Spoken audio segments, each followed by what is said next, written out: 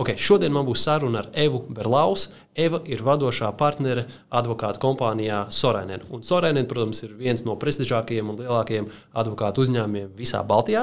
Un mēs runāsim tikai par nopietnām un ļoti nopietnām tēmām, tādām kā, piemēram, kā mazajiem akcionāriem aizstāvēt savas tiesības kompānijā, kā veiksmīgi sastrādāties ar ārpakalpojumu juristiem, kā no juridiskās puses veiksmīgi pārdot kompāniju, kā arī par Evas dibināto fondu ESI. Tā kā aiziet. Es paskatījos mājaslapā, tev ir partneri, senior partners un managing partners. Jā.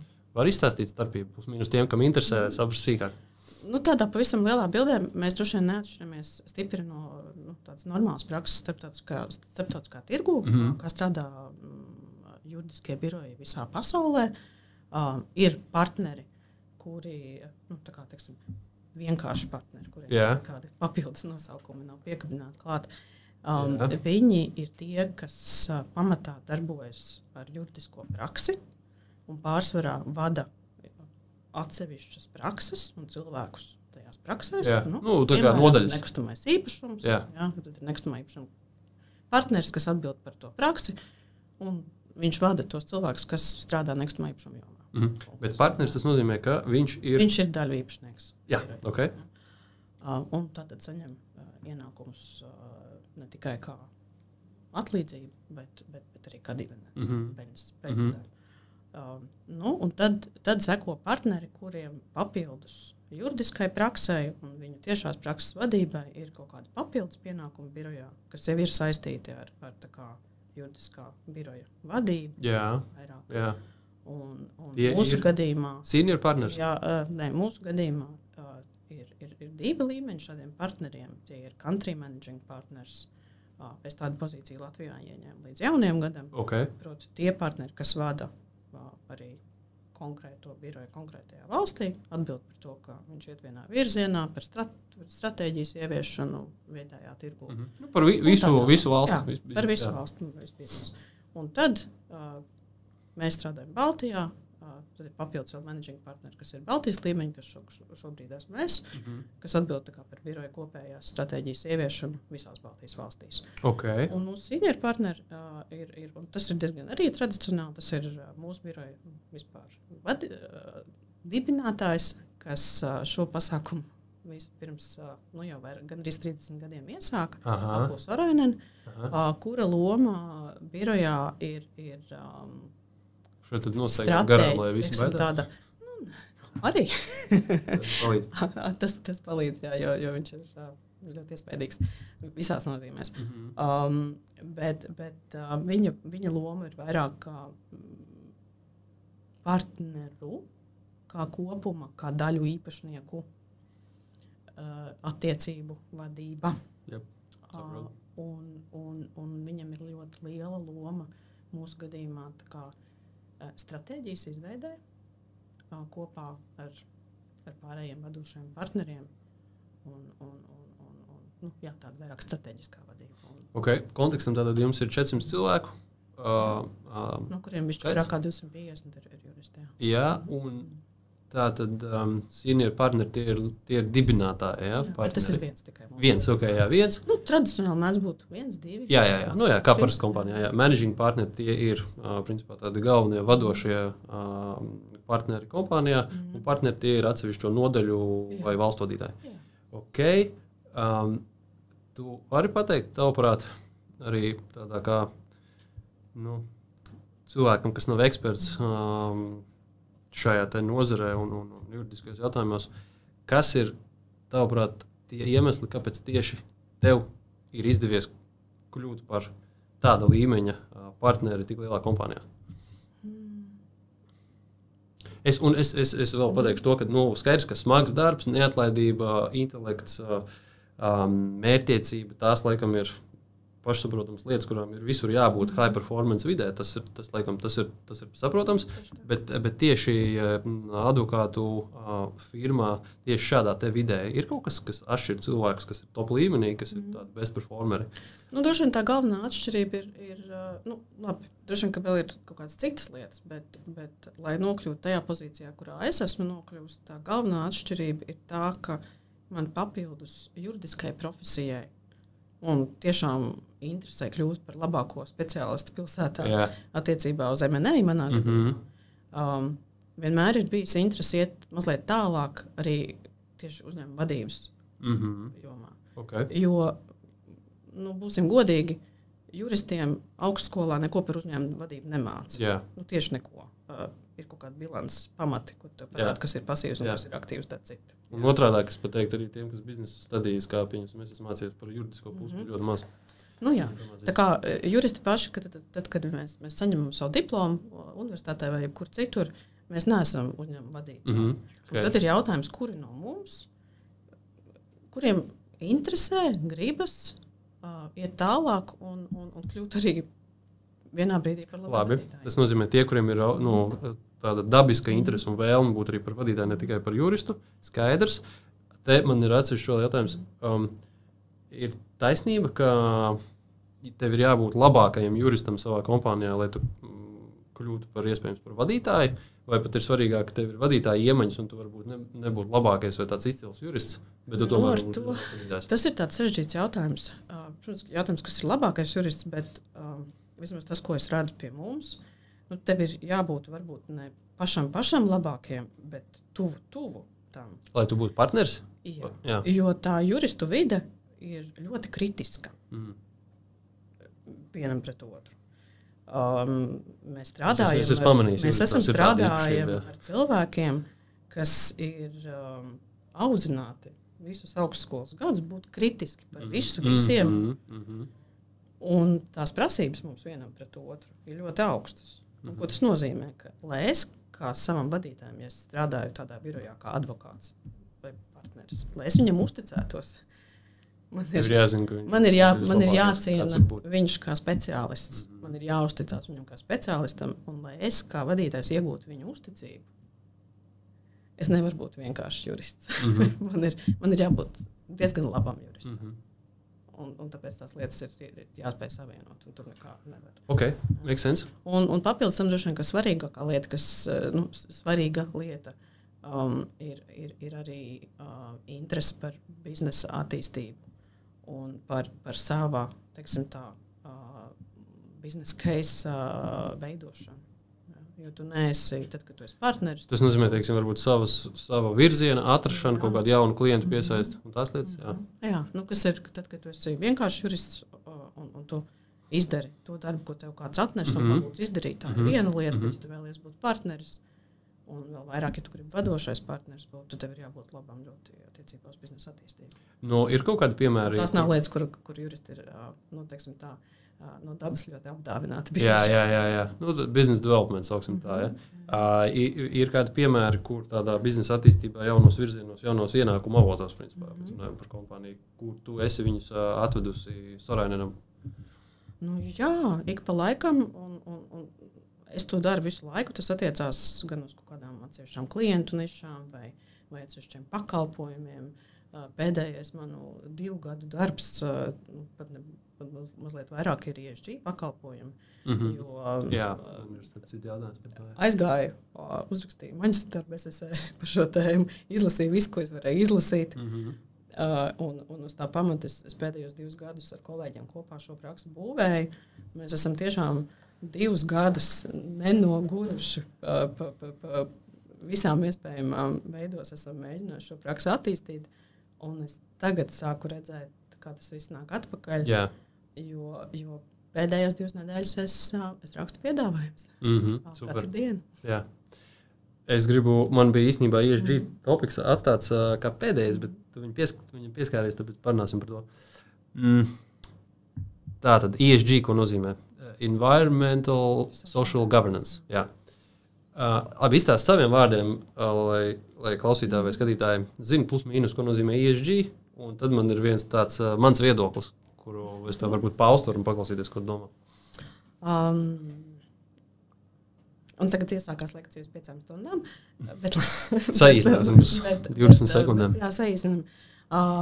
Tātad stāsts ir kopumā par, ja mēs runājam, tā kā nolokalizējam uz Latviju un uz Eiropas Savienību, tad par kustību pretī ilgtspējīgākai ekonomikai, kas ir ilgtspējīgāka gan vides ziņā, gan sociālā ziņā, gan pārvaldības ziņā, ar cerību, ka mēs šo planētu atstāsim labāk saviem bērniem, kas, protams, ir politisks jautājums un visādā ziņā un var stipri diskutēt un ilgi par to, vai šie plāni ir realistiski un cik viņi ir realistiski, bet noliekot to pie malas, tā kustība acīm redzot notiek.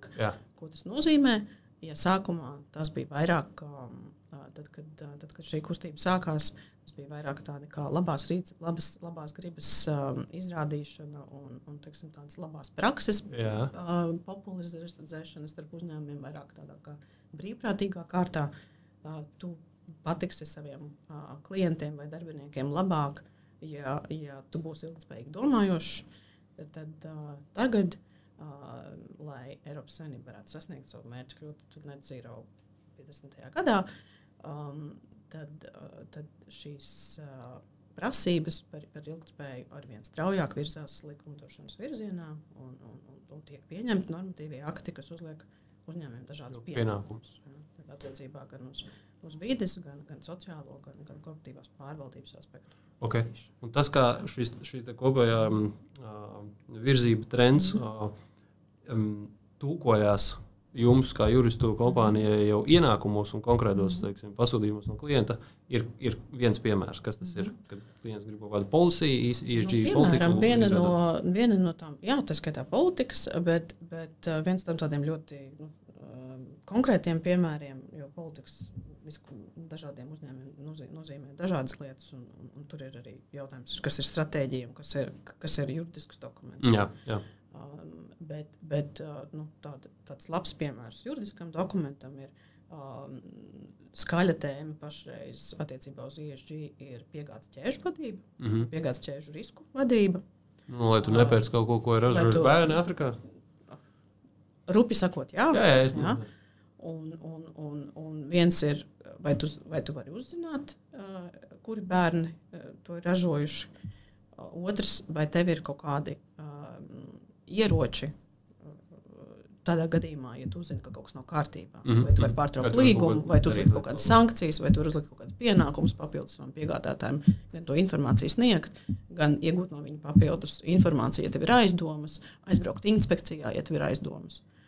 Mēs nodarbojamies pašreiz ar šīm lietām. Okay. Palīdzam klientiem labot viņu līgumus. Es tev padalīšos ar savu viedokli. Tas nav mans, tas ir, protams, aizgūts. Es esmu par to lasījis, klausies un tā tālāk, ka ESG un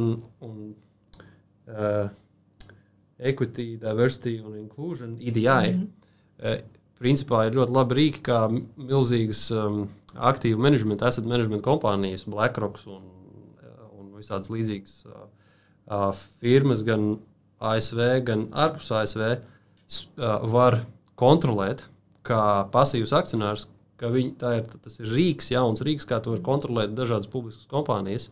Tas ir vēl viena politika, kurai ir jābūt. Ja viņas tev nav, tad mēs tev nepiešķirsim naudu. Ja tu atbilsti šīm te lietām, standartiem un procedūrām un tā tālāk, tad mēs tev piešķirsim vairāk naudu. Naudas piešķiršanas mehānisms ir caur automātiski kotētiem fondu ieguldījumu instrumentiem, ETF-iem. Es nezinu, jā.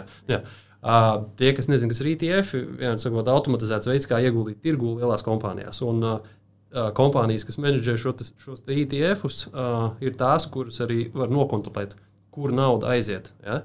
Kurās kompānijās tiek ieguldīti šie fondi. Un viens no kritērijiem ir ESG. Un, attiecīgi, tur vairs nav, manuprāt, sakars ar ilgspējību un kaut kādu labu pievienoto vērtību sabiedrībai, bet vairāk ar ekonomisko kontroli par biznesu. Tāds aspekts, nezinu, ko tu par to domā? Jautājums ir, kur ir cāls un kur ir ola? Vai ne? Man liekas, ka cēlus un noli ir vienmēr tur, kur ir nauda. Un kur ir nauda ir lielās, milzīgās korporācijās. Tā. Vai tu piekrīti, ka vispār ilgtspējas ideja kā tāda, noliekot, kas ir realistisks plāns un nav, ka viņi ir, viņi, teiksim tā, svarīgs temats? Jā, piekrītu. Droši vien, ka jāpiekrīt. Jā. Jautājums ir par to, vai tie izvēlētie veidi, kā mēs cenšamies to ilgtspēju sasniegt vienā vai otrā veidā, un vienā vai otrā līmenī, politiski, ekonomiski un visā citādāk, vai viņš ir pareizs vai nepareizs, vai viņš darbojas vai viņš nedarbojas. Labi, tad un manuprāt, tas, ka princips, ka mēs mēģinām caur visādiem instrumentiem ietekmēt to, ka vairāk finansējuma tiek ilgtspējīgām lietām vai uzlabojumiem attiecībā uz kas padara ekonomiku ilgtspējīgāk, patiesībā ir laba ideja. Ir pareizais virziens. Jā. Jautājums ir, vai mēs darām pareizās lietas un pareizā veidā, un vai patiesībā tas, ka tas impulss, kur mēs iedodam vienā vai otrā vietā ekonomikā vai likumdošanā, vai viņš pareizi strādā, vai viņš nepareizi strādā. Un tur savukārt ir ļoti, ļoti daudz jautājumu. Ok, labi, es tur bišķiņu iepauzēšu. Tad nav tā, ka šis ESG uzstādījums un normatīvie akti jau, ka tas ir kļuvis par vēl vienu tādu kā nodokli kompānijām, kuras viņām ir jāmaksā, lai viņas izskatītos labi, atbilstu, patiktu, lai būtu pareizs PRs un pozicionējums, bet īstenībā kompānijas savā saknē un būtībā ir uz peļņu orientēts bizness un viss vienmēr būs optimizēts un maksimizēts un peļņas ieguvi. Un ja tagad mums ir jau jāizskatās labi, tāpēc, ka ir ESG, teiksim, korporatīvie standarti, tad mums ir, viņiem jāatbilst, tas mums kaut ko maksā, bet tas lietas būtība vispār nemaina. No tavas pieredzes strādājot pie dažādām politikām ar dažādiem klientiem, tas tiešām kaut ko maina uz labu, uz ilgtspējību, vai tavuprāt tas ir, kā es saku, tāds nodoklis kompānijām, kas tagad ir vienkārši jāmaksā? Es saprotu, ka tev ir ļoti daudz tēmas vienā jautājumā. Okay. Bet ja mēs tā kā vienkāršojam un skatāmies uz tiem klientiem, kuriem mēs strādājam, no tiem uzņēmumiem, kurus es redzu, es teiktu, ka divas daļas. Ja? Vienmēr te būs uzņēmumi, kas to izdarīs tiešām pēc iespējas minimumu, un viņi netic ilgtspējai un vēl ilgi neticēs, kamēr vien, es nezinu, kam ir jāmainās. Ja? Un priekš viņi varbūt tiešām to uzskata par nodokli, tādā filozofiskā izpratnē. Tagad man ir jāuzcep kaut kāda no Google, jānorāda kaut kāda politika. ChatGPT iemet. Jā, un tagad viss būs labi. Bet es tomēr redzu arī ļoti daudz uzņēmumus, kas patiesībā šīs lietas uztver ļoti nopietni un arī kvalitatīvi. Tas skaitā arī Latvijā. Tā vēl nav lielākā daļa, bet tā kustība ir iesākusies. Un patiesībā tas noved arī bieži vien pie ļoti interesantām lietām. Proti, parasti jau viss sāk ar vienkāršākām lietām, ja? Bet ja tas noved pie tā, ka uzņēmumā tiek veikta kaut kāda inovācija procesi, kas padara uzņēmumu tiešām ilgtspējīgāk. Jā. Tas ir skaisti. Labi, super, interesanti. Un tas nevienmēr ir pretrunā ar peļņu. Un tam nevajadzētu būt pretrunā ar peļņu. Ideālā gadījumā nevajadzētu. Jo tas, man liekas, cilvēki mazliet jauc, ka ESG nozīmē ne peļņa. Tā, vismaz filozofiski tam tā nevajadzētu būt nekad. Okay, jautājums, kā tās lietas savienot. Jā, sapratu. Vēl viens aspekts pēdējais pie ESG, par ko es iedomājos, es skatos, publisku kompāniju kaut kādus finanšu datus, lai kaut ko palasītu par viņu stratēģiju. Varbūt tās kompānijas ir kādā no nozarēm, kas man ir aktuāls, pieņemsim, kredīt portfeļu menedžments, kur tiek pirkti kavētie portfeļi no bankām un nebankām. Un tur ir ESG sadaļa, kas ir saistīta, varbūt tas ir tāds tā kā apakšnozara ESG, kas ir vairāk par diversity, inclusion un vienādības, nezinu, kāda būtu Latvijā termiņi, kur ir jāskatās, cik ir, minoritātes valdē, vai sieviešu un vīriešu atalgojums ir līdzīgs, vienāds un varbūt tās vēl kaut kādi citi parametri. Un tam es, saknē nepiekrītu, ka tiem ir jābūt kritērijiem, pēc kā tu pasaki, vai tā ir laba kompānija vai slikta. Ko tu par to domā? Droši vien tur nav, es tev piekrītu, ka nevar likt vienlīdzības zīmi, ka vairāk tā kā dažāda pārvaldība, piemēram, nozīmē automātiski labāku performanci. Nē, bet tas ir viens no rādītājiem, kas varētu norādīt uz labāku pārvaldību. Un tam gan es pilnīgi piekrītu. Es esmu bijusi vadības komandās, kas ir mazāk dažādas. Tikai džeki baltie. Un kas ir vairāk dažādas. Un es esmu redzējusi klientus, kur ar šiem jautājumiem strādā, un arī pēc zinātniskiem pētījumiem. Tas pats mans ESG 2 gadu darbs. Tas ir pierādīts, ka ja pārvaldībā ir pietiekoši dažādības līmenis, tad vidēji statistiski tas nozīmē labāku pārvaldītu uzņēmumu. Okay. Bet tas, protams, ir viens no elementiem blakus daudzām citām svarīgām lietām. Skaidrs, jā. Okay.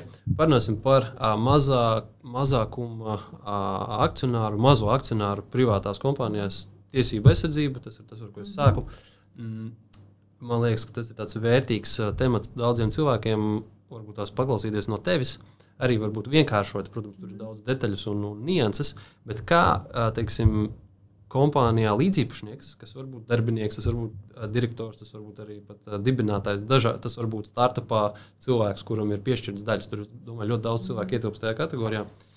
Kā viņš var aizsargāt sevi kā akcionārs? Jo viņš ir kaut kādā brīdī ne tikai darbinieks, viņš jau ir akcionārs. Un ja kompānija tiek pārdot, dividendes tiek izmaksātas vai ir kaut kāda konflikta vai kas cits, tad uzreiz visi cīnās tikai pats par sevi. Un cilvēki, kas nav pieraduši par šīm lietām domāt ikdienā, var daudz ko palaist garām. Kā tu ieteiktu tādiem cilvēkiem sevi nodrošināt? Droši vien ir viena svarīga lieta, kas mums visiem ir jāiemācās un kas tiešām nav tradīcija mūsu tirgū, sevišķi attiecībā uz mazākiem uzņēmumiem un teiksim, varbūt, ka akcionāriem, kas nav akcionāri gadiem un dažādos uzņēmumos, nav liels pieredzes. Kas nav profesionāli biznesa īpašnieki. Tur tā tradicionālā pieeja, ko mēs vēl joprojām redzam, un es arī to redzu, vismaz dažas reizes gadā pie manis kāds atnāk ar šādu stāstu, ir, ka tajā brīdī, kad mēs tās daļas iegūstam, vai akcijas vienalga, kas tas ir, un tās ir mazākuma daļas, un patiesībā arī par vairākuma daļām, ja tas ir dalībnieku sastāvs vai akcionāru sastāvs, kas ir neviendabīgs, kur nav 100%. Jā.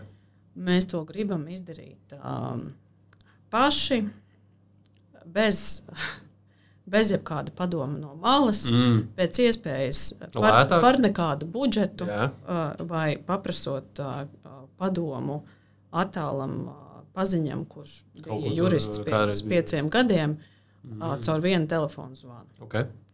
Jo mums liekas, ka nav taču vērts tērēt uz tam laiku, ir svarīgas lietas, svarīgākas lietas jādara ir jātais bizness. Un kāpēc man būtu jātērē nauda un laiks.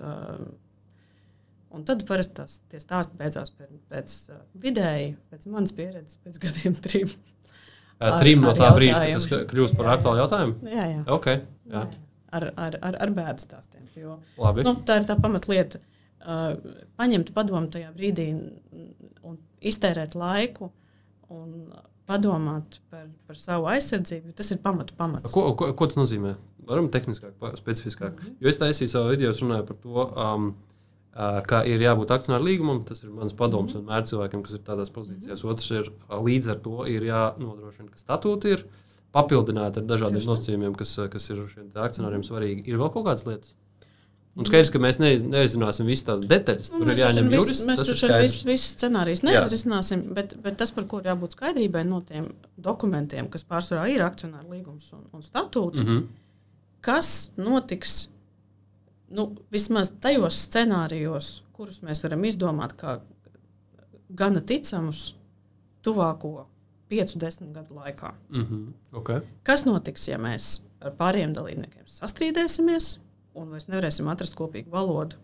Kas notiks, ja kādam no mums vairs nebūs pietiekoši daudz naudas, lai ieguldītu biznesā viņu attīstītu? Kas notiks ar uzņēmumu, kas notiks ar katru no mums daļām? Kas notiks, ja kādam no mums pilnīgi noteikti šis pasākums apniks un mēs gribēsim iet ārā un darīt kaut kādu citu biznesu? Kas notiks, ja nedodies ar kādu no mums kaut kas notiks un viņš fiziski nebūs spējīgs vairs piedalīties biznesā? Kas būs kaut kāda mantojuma scenārija? kas notiks, ja mēs kā fiziskas personas ejam ārā vai iekšā, vai vispār kā fiziskas personas vai kā juridiskas personas, kas ir tie nodokļu aspekti, pie kaut kādiem exitiem, neexitiem. Jā. Šķiršanās jautājumi, iespējamie uzņēmumu pārdošana, iespējamā investoru piesaistīšana. Kas notiek, ja ienāk vēl kāda jauna akcionāra? Tieši tā. Jā. Pamēģināt pēc iespējas salikt tos vismaz pamata scenārijus uz papīru un par viņiem vienoties.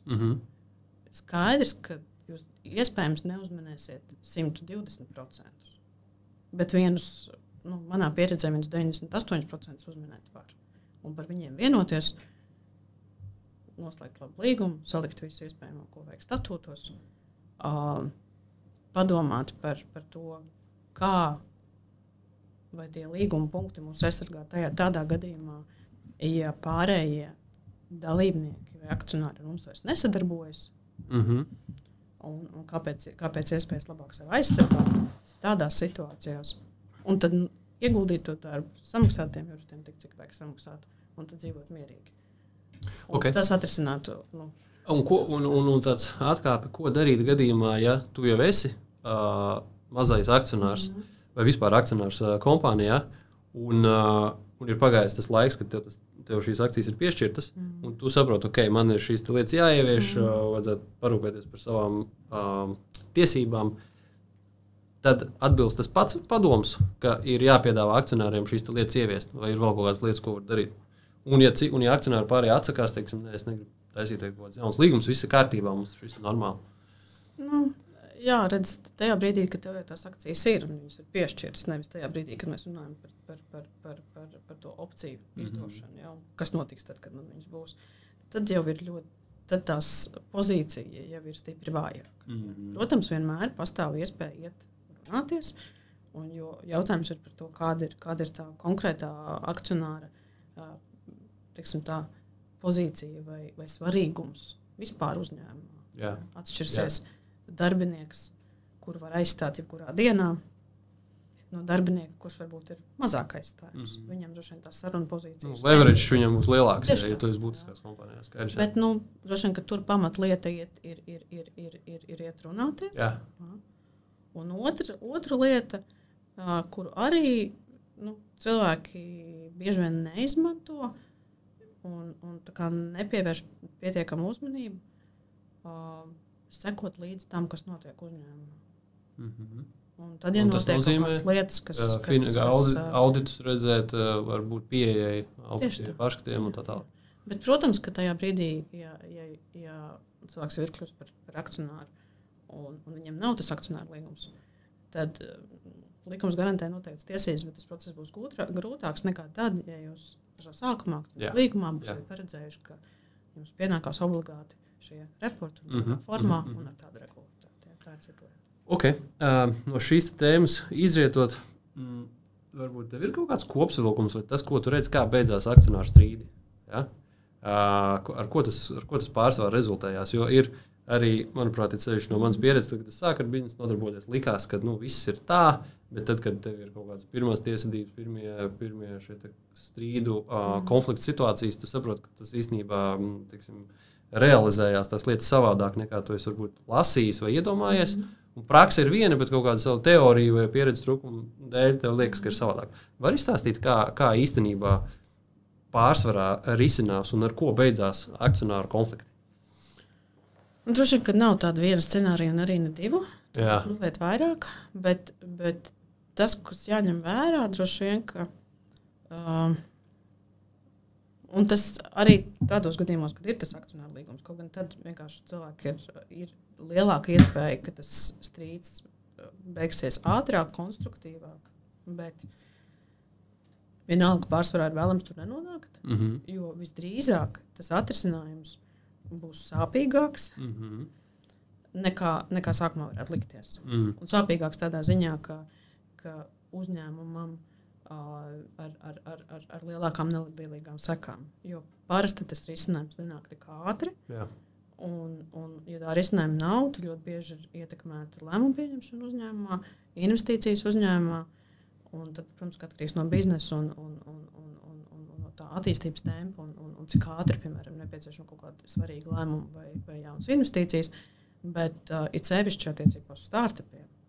Tas bieži vien beidzās ar to, ka vienkārši viss beidzās. Tas viss beidzās. Lights out. Jo kamēr jūs paspēsiet izstrīdēties, tikmēr vienkārši lights out. Kaut kāds deadlocks. Tas ir tas lielākais risks, kas ir jāņem vērā. Un tāpēc attiecības starp dalībniekiem un uzticība viņu starpā tāpat kā laulībā. Jā, tieši tā kā laulībā. Tāpat kā daudzās citās attiecībās, viņas ir svarīgas. Un ja notiek kaut kādas problēmas, un mēs jūtam, ka tā uzticība iet mazumā, labāk to risināt ātrāk, pirms mēs nonākam pie tiesas vai kādām nekā vēlāk. Tu vari paredzēt, ja konflikts aiziet līdz tiesai, teiksim, no pieredzes, tev ir intuīcija vai tāda pārliecība, kāds būs tiesas lēmums, vai kāds būs rezultāts no tās tiesas? Vai tas ir ļoti atkarīgs no keisa un no visādiem apstākļiem? Diezgan jau var. Bet jautājums arī, vai vajag nonākt līdz tiesai, un es tā kā esmu par risinājumiem pirms tiesas. Atkal dēļ tiem operacionāliem riskiem, ja dēļ biznesa riskiem. Tas parasti ir garāk un labi, bišķiņi sarežģītāks, ka es pieņemsim, ir akcionāru konflikts, un kāds no akcionāriem uzvedās neracionāli. Kas nav nemaz tik reti sastopama lieta. Ko tad darīt? Jo, teiksim, ja visiem liekas, ka mērķis ir nepazaudēt naudu, nesamazināt uzņēmumu vērtību un sliktākajā gadījumā, kādu izpirkt vai kopā pārdot biznesu. Bet ir kāds akcionārs, kurš dažādi iemesli dēļ vienkārši iestājās pauzā un šķietam neracionāli, bet varbūt tās arī ar kaut kādu aprēķinu. Tev ir bijušas pieredzes, kur ir kaut kas tāds noticis? Ir. Ik pa laikam, jā. Bet tur droši vien nav, ir ļoti jāsaprot, kas par lietu. Un ir dažādas metodas. Jā. Sākot no kaut kādām mediācijām un mēģināšanai tikt skaidrībā un tomēr vienoties par kaut ko.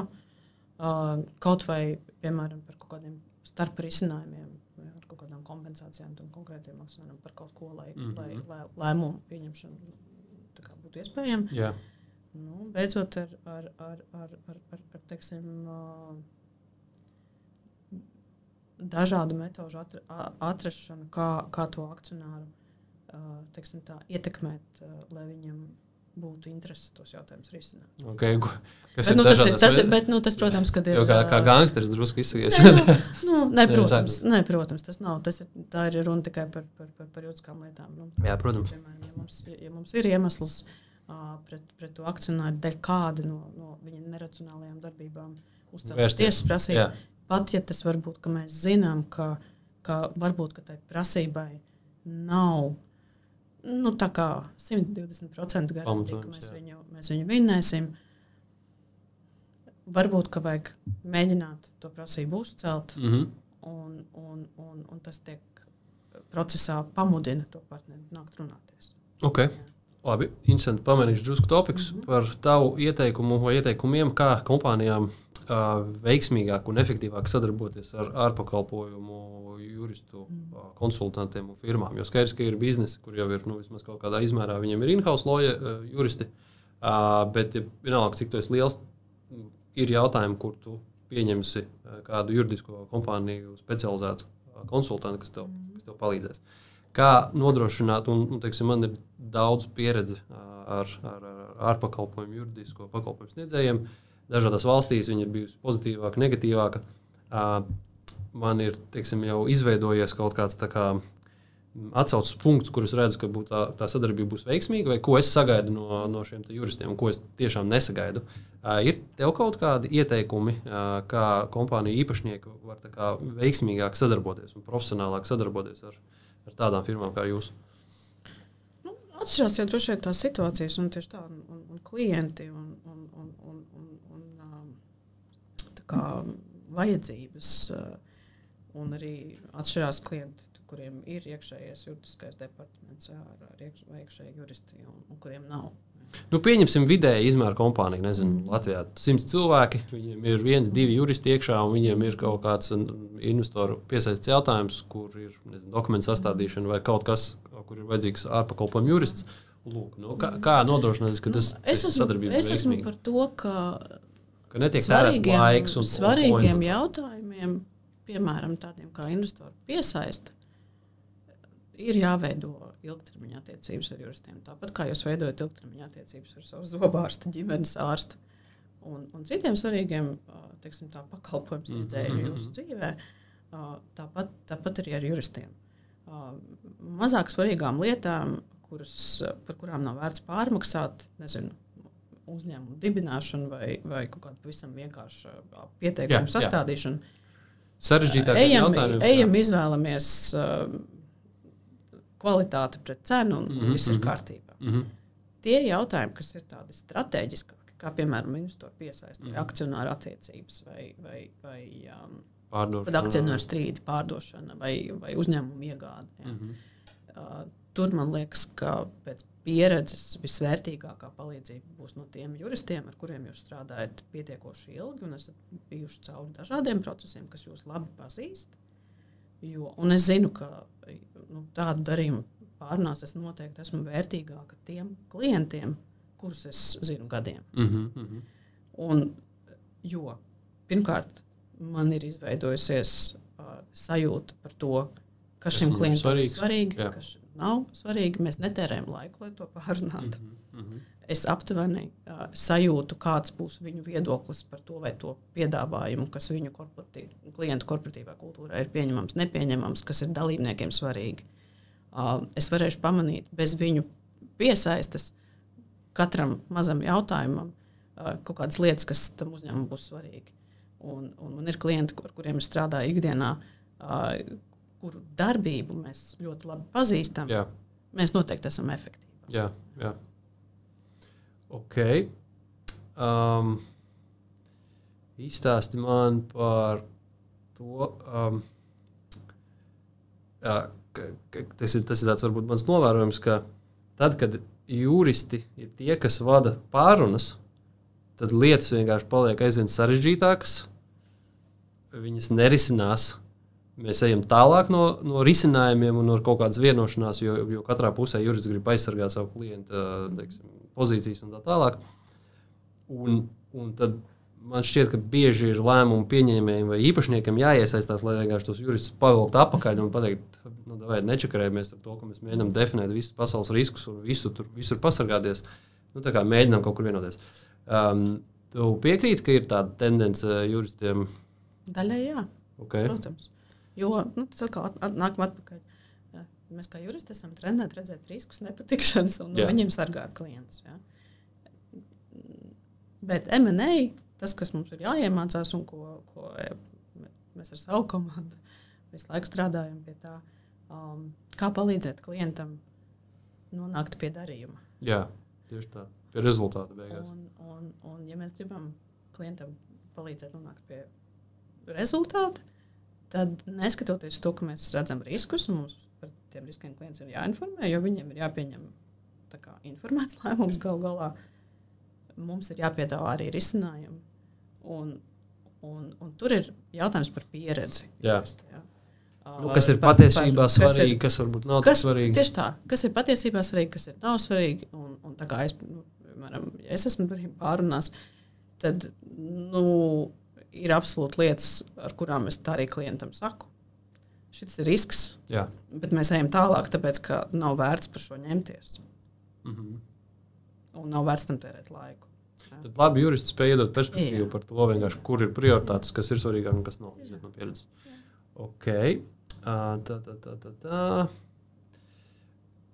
Varbūt tas ir kādas, mācības vai varbūt, vienkārši interesanti piemēri no tādām high stakes pārunām, darījumiem, kur ir ļoti liela pieredze, kur kaut kas ir pilnīgi aizgājis greizi vai kaut kāds neplānots iznākums vai kaut kāds tāds Laikam nav bijuši neviens sarunas, kas būtu aizgājuši pilnīgi greizi.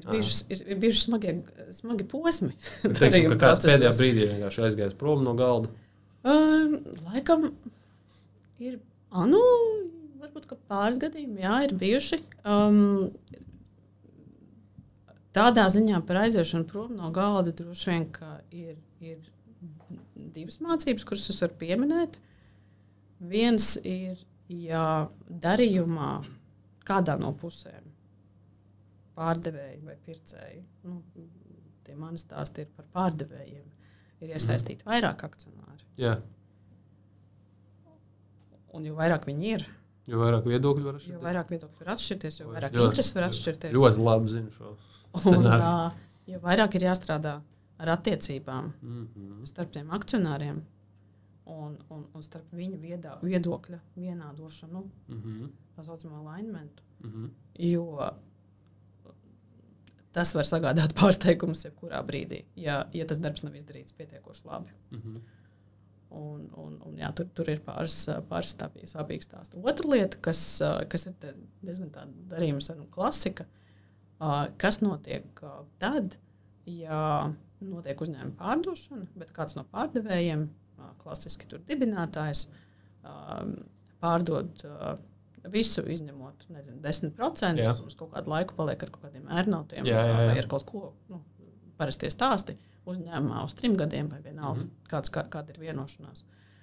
Man ir bijuši vairākas pārunas, kur šāda vai tāda iemesla dēļ cilvēki kautrējās pašā sākumā uzlikt uz galda jautājumu par savām personiskajām darba attiecībām, ja vienalga kāds līgums tur ir, pēc tam, kad darījums tiks pabeigts. Jā. Par to, kādas būs tās darba attiecības, tad, kad būs periods. Vai arī ne tikai darba attiecības, bet arī papildus noteikumi. Papildus labumi, papildus kaut kādas opcijas. Vai tās paprasītās lietas? Tieši tā. Vai tās uzsākt sarunu, jo viņiem liekas, ka mēs vispirms vienosimies par tām pamatlietām, par uzņēmumu pārdošanu, piemēram, tiek pārdotas vairākuma daļas. Un tad jau tas arī atrisināsies. Aha. Parasti tas aizņem vairāk laika, jo tas ir personiski sensitīvs jautājums. Jo tas skar konkrēto cilvēku. Tas skar konkrētā cilvēka motivāciju. Jā. Un ja to paceļ pēdējā brīdī, tad, kad visi jau ir noguruši no sarunām, un ja nedod Dievs, tā pirmā reakcija no otras puses ir kaut kāda ne tāda, tad tas var ļoti sabojāt procesu. Un tāpēc mans ieteikums vienmēr ir klientiem liekam uz galda visu sarakstu no paša sākuma un lēnām viņu risinam. Mums nevajag atrisināt visu uzreiz, bet mums vajag zināt visas lietas, kas ir uz galda. Jā, ok. Nevis pieņemt, ka ir kaut kāda lieta, un tad jau viņi tur atrisināsies. Tā, labi. Ir kaut kādi mīti un patiesības par kompāniju pirkšanu pārdošanu no juridiskā, teiksim, aspektā. Mums viss labi? Jā. Ar kurām tu vari padalīties, varbūt tās cilvēkiem liekas, ka tā ir viena lieta, ka viss notiek ātri un tur ir, bļaušana augstos toņos, bet īstenībā viss ir ļoti secīgi un ilgi un nogurdinoši, vai ir kaut kāds tādos simbolos, tu vari aprakstīt un tieši par darījumiem, kur kompānijas saplūst, tiek pārdotas, pirktas, kā īstenībā ir pret to, kā cilvēkiem liekas. Grūti zināt, kā cilvēkiem liekas, jo es esmu šajā biznesā. Filmā. Jā, tev ir, skaidrs. Bet droši vien, ka pirmkārt nav vienas formulas, pēc kā notiek darījuma pārdošana. Un tā kā tas ir pārunu process tiešām, tad tie attīstības scenāriji ir ļoti dažādi un viņus ir ļoti grūti paredzēt. Un bieži vien cilvēkiem šķiet, ka ja jau juristi nodarbojas ar profesionālu palīdzību M&A darījumos, tad viņi noteikti varēs pateikt, ka mēs to darījumu pabeigsim mēnešu laikā vai 2 mēnešu laikā, un tas būs tā un maksās tik. Jā. Un pēc 2 mēnešiem 6:00 mēs pabeigsim. Un kā jūs nevarat pateikt, ka tas tā nebūs. Bet tas ir process. Īstenība ir savādāk. Viens darījums ar tiem pašiem ekonomiskiem parametriem var labi pabeigties 3 mēnešos, otrs paņems 2 gadus ar pauzēm, kašķiem un salīkšanu, un nākšanu atpakaļ un atgriešanos, jo mēs nekad nezinām, kas notiks pa vidu.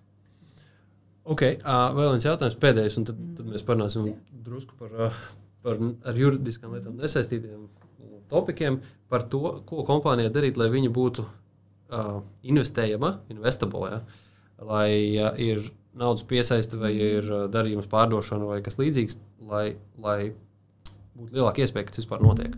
Ir kaut kāda ieteikuma no juridiskās puses vai no tavas pieredzes, no dažiem pieredzes, ko kompānijām vienkārši darīt un sagatavoties, lai palielinātu iespēju, ka būs veiksmīgs darījums? Arī droši vien šī mazliet atkarīgs no tā, kas tas par uzņēmumu, cik liels un ar cik lieliem budžetiem mēs strādājam un tā, bet ir kaut kādas... es nevienu par startupu. Jā, bet ir kaut kādas pamatlietas, kas par kurām ir vērts vienmēr pievērst uzmanību, skatoties no tāda investoru viedokļa un no tāda pārdošanas viedokļa. Vai mums ir kārtībā pamata mūrkaus, kas ir akcionāri līgumi, kaut kādas neskaidras situācijas, neatrisināti daļu pirkumi, reorganizācijas, nenoreģistrētas. Cap-tables, jā. Okay. Vai tur mums ir viss kārtībā, vai mums ir skaidrs, kas ir īpašnieki, kādas ir starp viņiem pienākumi un tiesības savā starpā? Okay. Jo to ir ļoti grūti salabot kaut kad pēc tam. Un tas ir milzīgs risks, jebkuram, kas nāk iekšā, dēļ tā parasti darījums vienkārši nobrūk, ja tur ir būtisks problēmas. Tā skaitā par tām pašām opcijām.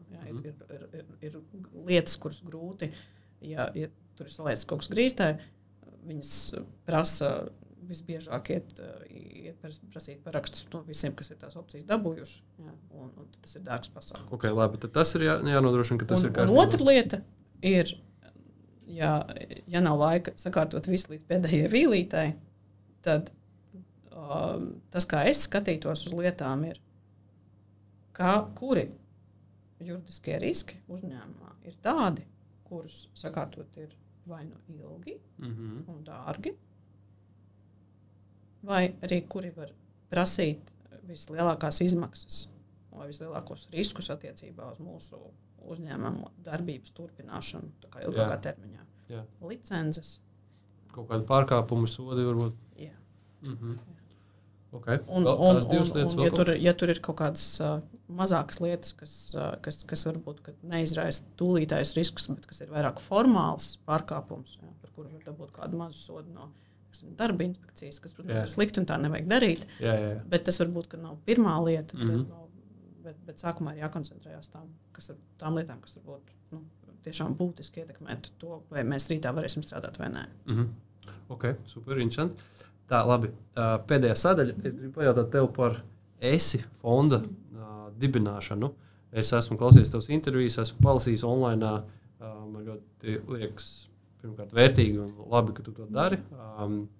Vari pastāstīt sīkāk par šo te fondu? Es varbūt mēs varētu ielikt arī, atsaucu uz viņu, lai cilvēki, ja viņi, pirms grib ziedot vai kaut ko tādu, mēs varam ielikt linku. Tas vispār ir iespējams tehniski? Jā, okay. Izstāstīja savos vārdos par ESI. Tad es ar savām 2 māsām esmu nodibinājusi ESI, kas ir mentālās veselības atbalsta fonds.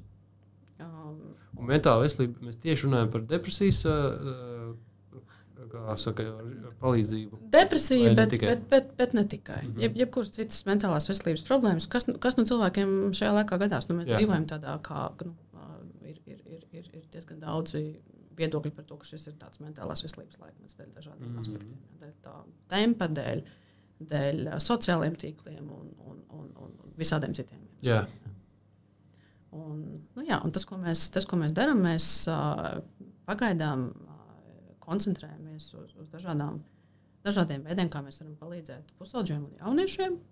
Un tā lielākā lieta, ko mēs pašais darām, mums ir programma jauniešiem no 18 līdz 25 gadiem, kuriem mēs, tiem, kuriem ir nepieciešams un kuriem mēs varam to izdarīt, mēs viņiem finansējam ārstēšanos psihologi, psihoterapeiti, terapija grupas un visādas tādas lietas. Un kāpēc jaunieši no 18 līdz 25 gadi? Jo pirmkārt ir sen pasaulē pierādīts, ka jo ātrāk mēs sākam strādāt ar garīgās veselības problēmām, ja cilvēkam tāds ir, jo labāk, jo tas ir efektīvāk. Bet otrkārt, ja bērniem palīdzība daudz maz Latvijā ir nosakta ar valsts atbalstu un arī ar privātiem, arī ar privātām iniciatīvām un tas pats bērnu slimnīcas, pusauģu resursu centrs, tad tajā brīdī, kad jaunietim paliek 18 gadi, pārsvarā vecāki viņus atbalsta vairs ļoti maz. Mums ir ļoti daudz ģimenes, kuras 18 gados bērnu izliek un saka, tagad tu esi liels. Es arī no tādas nāku. Un atbild pats par sevi. Bet te pašā laikā, līdz tam brīdim, kamēr viņi kļūs finansiāli nodrošināti un varēs atļauties ne tikai maizi un trolejbus biļeti līdz augstskolai, paies vēl kāds laiks. Un ja tajā brīdī ar viņiem notiek kāda kaut kādas traumatiskas pieredzes vai vienkārši atklājās kaut kādas lietas, kas ir uzkrājušās no bērnības un ar viņiem nestrādā, tad ir daudz lielāks risks, ka tajā brīdī, kad viņi līdz tam brīdim, kamēr viņi būs spējīgi to palīdzību atļauties, tā problēma būs jau ielēsta. Un jums šobrīd fondā ir, teiksim, bottlenecks, kas finansējumu, teiksim, būtu labi vairāk saņemt, lai varētu vairāk šo palīdzību nodrošināt, vai arī, nenāk jaunieši? Pašreiz jauniešu pieteikumi ir vairāk, kā mēs jebkad varētu apstrādāt. Ja? Okay. Pašreiz problēma ir finansējums, speciālistu pieejamība vēl ir. Jā. Protams, ja mums būtu tu vari pateikt budžeta skaitļiem kaut kādas lietas, cik jums pietrūkst, lai varētu nodrošināt konsultācijas un palīdzību tiem cilvēkiem un tik daudz, cik jums šobrīd ir pieprasījums? Droši vien tas pieprasījums, mēs pat vienkārši baidamies tagad likt vairs teiksim tā, oficiāls paziņojums. Kad mēs strādāt ar šo programmu, mēs ielikām savā Facebook lapā paziņojumu, kur mums ir programma, piesakieties, mums vienkārši apgājas. Ok, skaidrs. Tas vispār nav jautājums. Tas vispār nav jautājums, jā. Par interesi. Mēs lēnām vienkārši apstrādājam tos pieteikumus, kas ir ienākuši pirms 2 gadiem. Jautājums ir par finansējumu, un tur ir grūti nosaukt vienu konkrētu ciparu, bet vienkārši ieskatam, lai mēs palīdzētu vienam jaunietim kvalitatīvi, kuram ir depresijas problēma. Tas ir kā piemērs. Jā. Kuram ir nepietiek ar vienkārši dažām konsultācijām. Vajag nopietnāk garāku procesu. Mums ir pieejama laba programma, kuras izmaksas pašreiz ir 1600 eiro. Okay. Un tas ir tādu minimāls ieguldījums, kas ir nepieciešams un pēc kura tiešām ir labs atsauksmes un arī pāris dienas atpakaļ es saņēmu atsauksmes par vienu jaunieti, kurš šo programmu ir izgājis. Speciālisti ir priecīgi, jaunietis ir priecīgs, viņš ir uz pareizās sakas, viņš ir atradis darbu, viss būs labi. Ir arī depresija, ir arī trauksmes, teiksim, tādas, problēmas, kā tēma, kas ir jārisina. Trauksmes, šie bipolāri ietraucējumi, šizofrēnijas. Ok, super. Tad jā, es kaut kā izdomāšu, kā mēs varam vai ielikt linku, vai to mēs norganizēsim tehniski. Paldies, ka izstāstīji. Tā izstāsti man, es lasīju par to, kas ir tādi cilvēki, kas tev ir iedvesmojuši, bija tava krustmāte. Ja? Izstāst varbūt tās īsumā, jo cilvēki vienmēr skatās uz veiksmīgiem cilvēkiem tādiem kā tu, prestižos amatos un tā tālāk, un kas viņus ir iedvesmojoši, un tad ir tur visādi stāsti par citiem vēl veiksmīgākiem cilvēkiem ārzemēs, un man liekas, forši piemērs ir, ka tu runā par cilvēku, kas tur bijis tev līdzās, ja, kaut kas taustāms. Varbūt par to pašu krustmāsti izstāsti vai kādu citu piemēru, kas tev iedvesmo, un joprojām, kas tev tā kā motivē, interesē un iedvesmo. Jā, par krustmāti ir gluži vienkārši stāsts. Viņa ir mans mammas māsa, un